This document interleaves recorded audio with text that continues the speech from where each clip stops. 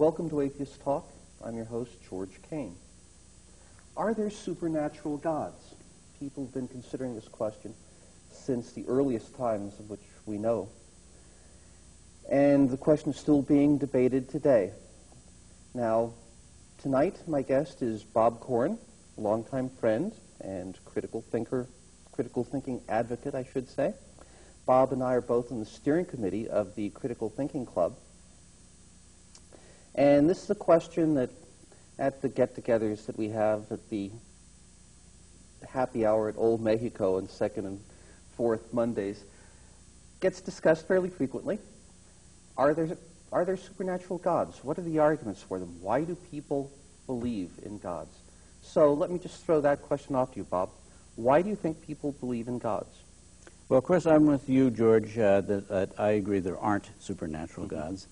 If you look historically, it seems to me pretty reasonable that they believe in gods because, thousands of years ago or even 100 years ago, people have very little idea of how a brain processed information.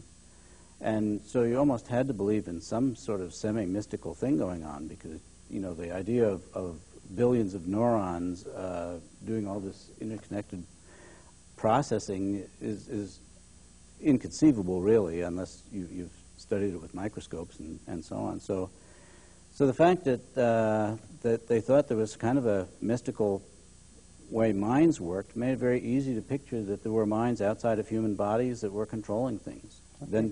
Then they had a big lack of knowledge of science. So if you had something like weather, they had no idea of updrafts and uneven heating and the kinds of things that go on that we understand fairly well now.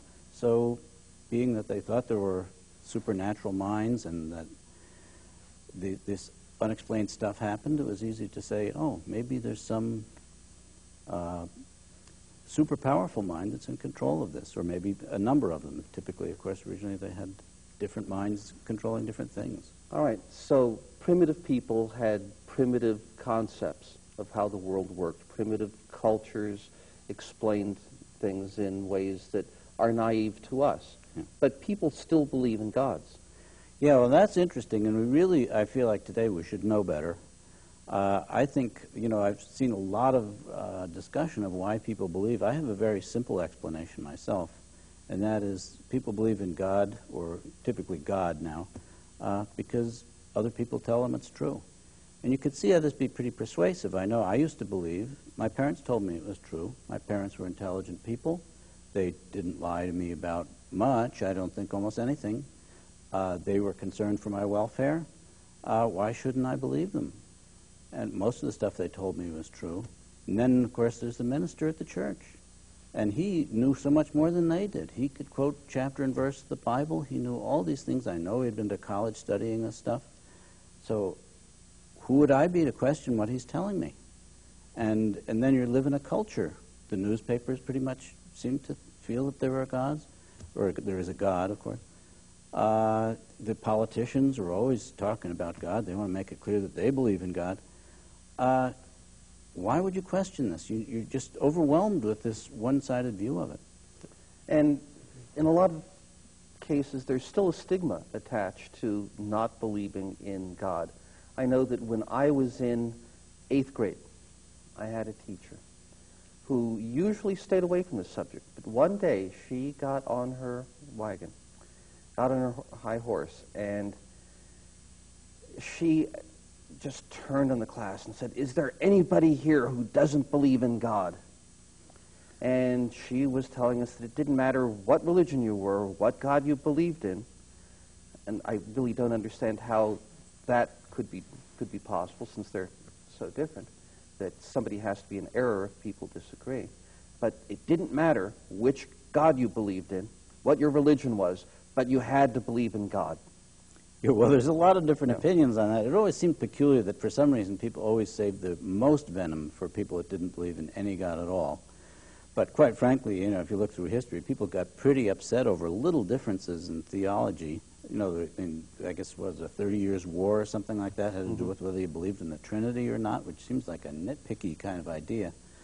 So people take this really seriously. But as part of the power of the thing is that you're told, in addition, you know, when I was brought up, it's probably the same for a lot of people watching this, that you're given the impression you're a good person if you believe this, and you're a bad person if you don't believe this. And if somebody tells you there isn't a God, to distrust them because they are being manipulated by the devil. And, you know, once you kind of accept this, it really makes it hard to break out of that mold. So, right. So, as critical thinkers, I suppose, and certainly as atheists, one responsibility that we have is to break the stigma of lack of belief in God and to be public. yeah. Well, fortunately, our society lack is of somewhat belief. more tolerant today than it was in the past, and I think my chance of being burned at the stake are probably fairly slim here. But I mean, realistically, in the past, it's no wonder people didn't come out and try to correct the record. Although I was reading recently, you know, even the ancient Greeks were quite skeptical about the gods. These were very intellectual people, and even back then, they could see, even though they probably had no way of knowing how thinking and so on actually took place, they could see that the stories they were getting about the gods were not making a whole lot of sense. And I think if people took the time and care to really look at what they're being told, they find that the stories still don't make sense. Yeah. Speaking of intolerance, there is a story that I heard recently that perhaps some people in our audience haven't heard, might amuse them. But a woman was walking home one day and saw a man about to jump off a bridge. And she went running over and said, "Stop, don't jump, you have so much to live for." And he said, "Like what?" And the woman said, "Well, tell me, are you a religious man?" He said, "Yes, I am." And she said, "Well, are you a Buddhist or a Christian?" And he said, "I'm a Christian." And she said, "Well, are you a Catholic or a Protestant?" And he said, I'm a Christian. Excuse me, I'm a Catholic. Excuse me, I'm getting this joke wrong. He said, "I'm a Protestant." And she said, "Well, so am I." And she said, "Are you an Episcopalian or a Baptist?" And he said, "I'm a Baptist." And she said, "Well, so am I." And she said, "Are you a Baptist Church of God or Baptist Church of the Lord?" And he said, "I'm in the Baptist Church of God." And she said, "Well, so am I." She said, "Are you in the original Baptist Church of God or the Reformed Baptist Church of God?" And he said, "I'm in the Reformed Baptist Church of God." And she said, "Well, so am I." And she said, "Are you in the Reformed Baptist Church of God, Reformation of 1879, or the Reformed Baptist Church of God of 1910? And he said, "I'm in the Reformed Baptist Church of Reformed Baptist Church of God of Reformation of 1910. And she said, "Die, heretic," and pushed him off the bridge. Well, that's yeah, perhaps be an careful of those extreme people. example Yeah. of intolerance, religious intolerance. Tell me, you have a website, truthpizza.org, in which you've sometimes debated the question of God belief with Well, the website God is believers. about critical thinking. My Okay. my feeling is that as an overall strategy, we'd like to have everybody simply try to figure out what the truth is. And so for the body of my website, it doesn't take a position on God. I don't want to say, you know, atheism is true, because the whole idea of critical thinking is you figure out what's true for yourself. You try to examine the evidence, and you're not supposed to take somebody's word for it. But I did get into a debate with a guy, because people send me emails from time to time relevant to the website. And there was one fundamentalist who wanted to, I don't remember what exactly got him on that issue, but give me his point of view, and we went back and forth for probably 6 months with long letters, and I put that in my mail section. That's not part of the critical thinking material itself, but if anybody wants to dig up my website and look at that, it's if you like religious debates, I did my best. I guess he did his best. Right. Of course, I won. But So that's truthpizza.org. that's right. So let's start talking about the arguments. Okay. One of the oldest and still very popular is the first cause argument, which comes in a variety of forms. Aristotle stated it. There had to have been, in this chain of events that represents our universe, some first cause, some initial beginning to it. And this was thought to require then the existence of a creative God. There are a number of debaters who run on the circuit of debating the existence of God, such as William Lane Craig, who've made a good deal of this argument. He calls it the Kalam cosmological argument. Bob, what can you say about the first cause argument?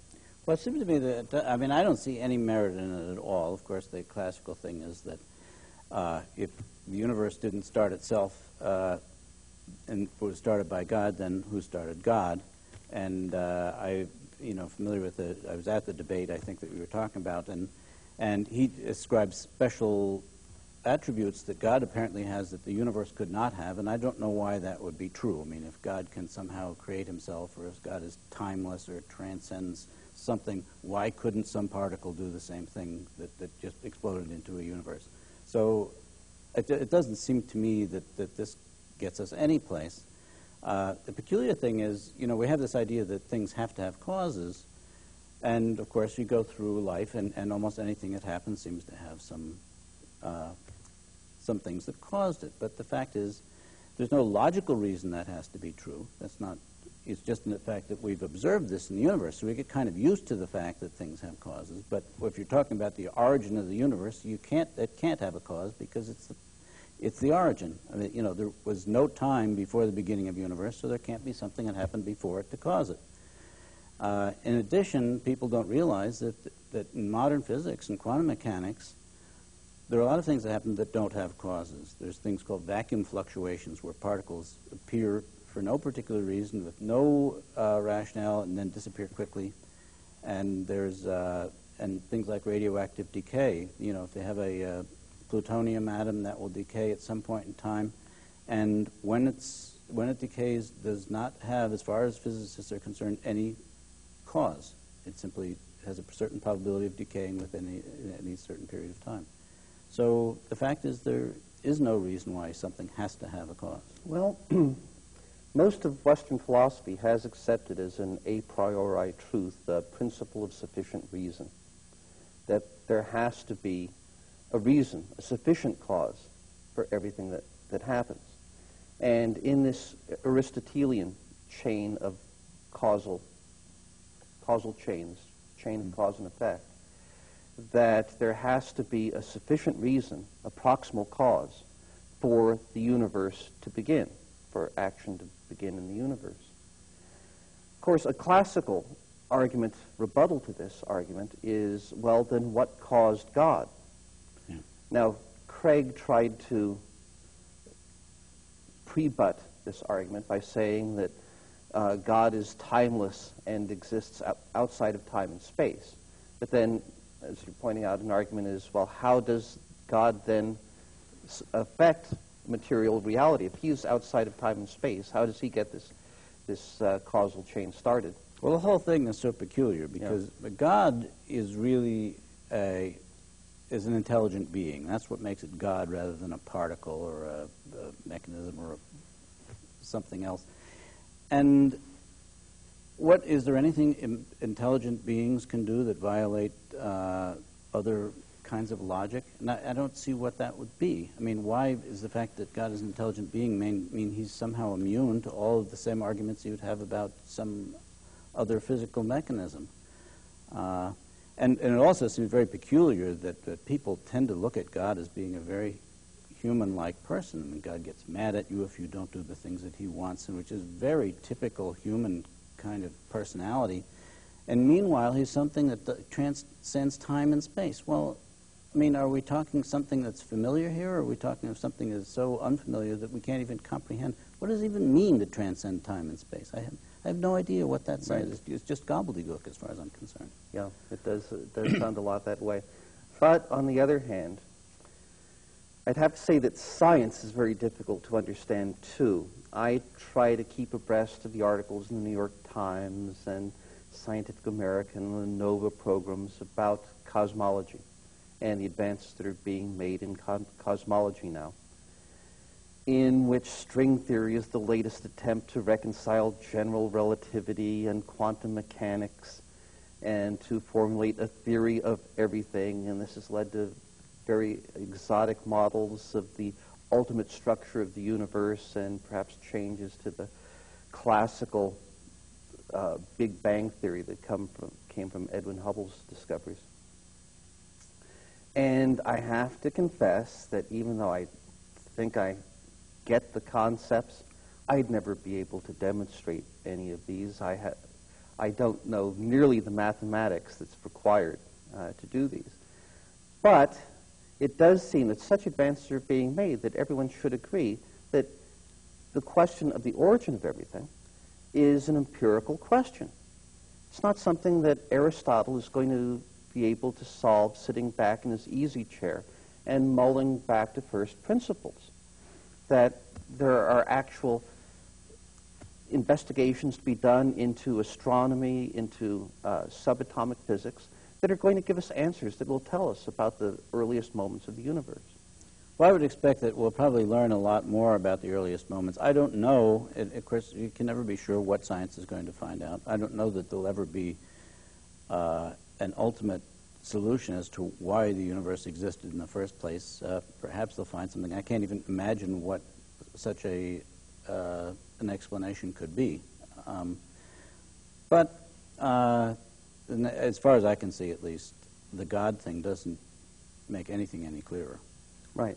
Even if there were a God who were able to create the universe, we'd still have the question of how did he do it? What processes did he use?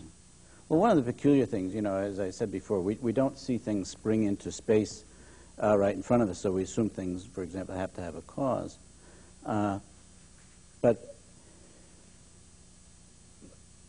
But we also, but you know, as I said, the God thing, how did God can't spring into space either, but not only that, but it's doubly difficult because we actually have not a single case in recorded history of a disembodied mind, okay? So here, you know, instead of having to explain one thing, how something came about to be without a cause, now we have to explain two things, how God appeared without a cause and how there's a disembodied mind. All the minds that I know of have brains, you know, attached to them to make them work. So it seems to me just makes the problem that much harder. Yeah, it's an argument that has a lot of problems to it. Let's move on to another one. Let's discuss the argument from design for a moment.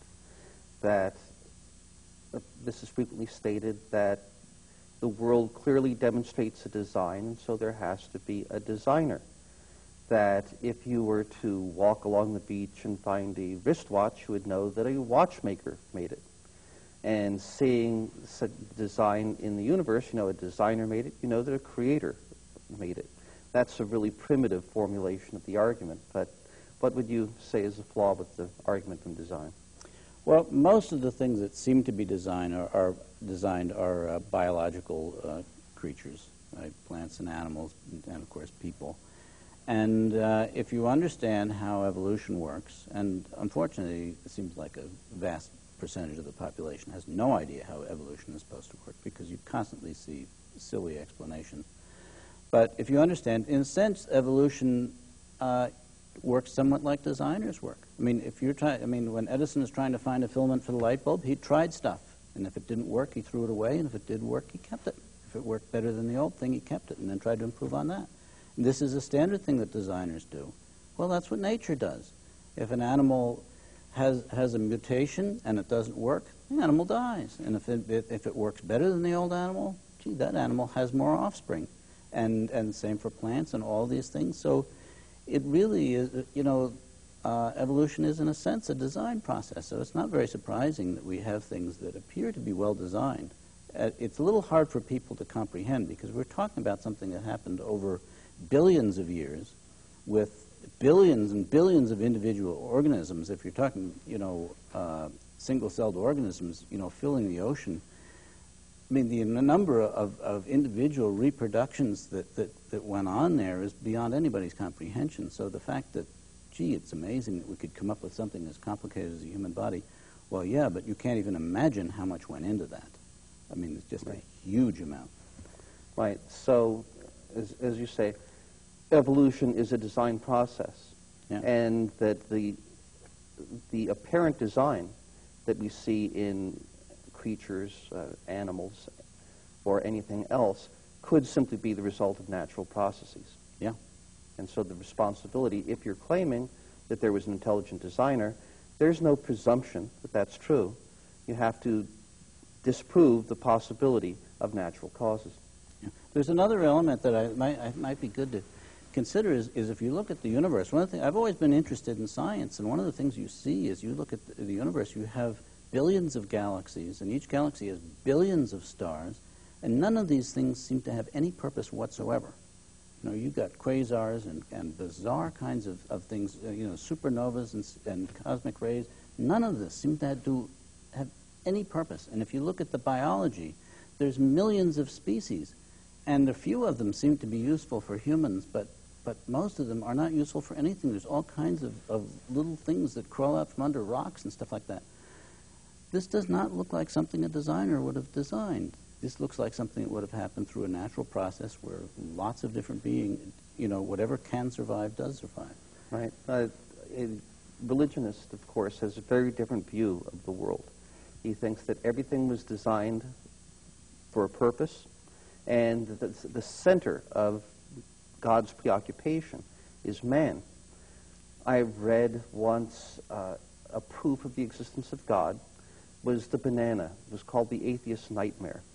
That the banana tastes good, it's good for you, it fits conveniently in your hand, it comes in a peel that's easily removed so that you can eat it. That clearly this was designed for humans. Well, monkeys like them too. I think. Monkeys like them too, probably. Well, then I guess virtually every other plant must be the theist's nightmare, because almost none of them seem to be of any use to people. Mm-hmm. I was just reading that very few wild plants. When people were hunter-gatherers, you know, thousands of years ago, there's only probably less than 1% of the plants had anything that they could eat. Most of them are poisonous in variety of ways. There may be the banana here and there, but the vast majority of stuff seems to be utterly useless. And, right. Getting back to evolution, too, a problem with the argument from design is that humans think that the world is designed for them because they were designed for a particular niche in the world. Yeah. And so it's the fact that things do work well for humans is a result that humans were designed by evolution to take advantage of a particular niche in the ecology. Yeah, I agree. All right, let's talk for a moment about the argument from objective morality. William Lane Craig said that we all know that genocide is a terrible thing. Well, the fact that we all know it proves that this is a moral law, and there must be, therefore, a lawgiver. And that others will say that God has written objective morality into our consciences, such that everyone knows innately right from wrong. What would your response be to that argument? Well, I guess there's two serious problems with it, at least, I suppose. One of them is that people don't all agree on what's right and wrong. Certainly the people who are committing genocide thought that was perfectly reasonable. There's no evidence. And this has not only happened with the Nazis, but you know, throughout history. You know, one tribe would decide the other tribe was bad and go slaughter them, and their morality simply did not find any problem with that. Even the Hebrews, I mean, we're talking the Judeo-Christian history, they had this "thou shalt not kill" commandment, okay? And then Moses says, go and slaughter all the people in this tribe except for the virgins and keep them for yourselves. Well, that's not the morality we have today. Was that the morality handed down by God? It doesn't seem likely. But quite obviously, you know, we disagree. And today we have problems. Some people say it's entirely immoral to ban abortion because women should have the right to choose and decide whether they want to carry babies to term. And other people says, oh, no, it's absolutely immoral to have abortion. You know, so it's some of the greatest problems of our time is the fact that we can't agree on what's moral. I'd say, too, that atheists tend to have a very different approach to morality than religionists. To a Christian, right and wrong are decrees by God, that God is the one who decides good and bad and has established rules that are absolutely objectively true. Whereas atheists usually look to the consequences of actions to determine if they're right or wrong, if they're moral or not. Yeah. So that most atheists are either utilitarian or some other form of consequentialist. Yeah. Well, it makes sense. I mean, I want to live in a society that has morality because it's going to be a much more pleasant society to live in than one that doesn't.